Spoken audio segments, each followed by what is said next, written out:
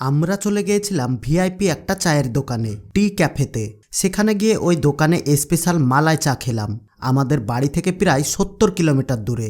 এই টি ক্যাফে দোকানটি সত্যি ভিআইপি একটা দোকান ছিল।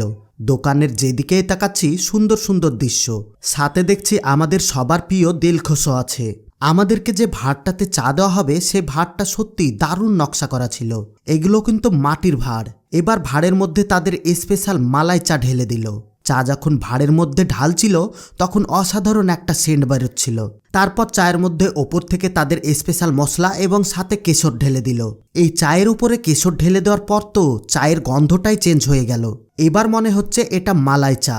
এবার আমাদের মালাই চা টেস্ট করা হবে। চায়ে চুমুক দিতে চেহারা যেন পুরো বদলে গেল। বন্ধুরা একের পর এক চায়ে চুমুক দিচ্ছে আর আমি তাকিয়ে তাকিয়ে দেখছি। এবার আমার চা খাওয়ার পালা। চায়ে চুমুক দিতেই বুঝতে পারলাম এরা অন্যরকম স্বাদের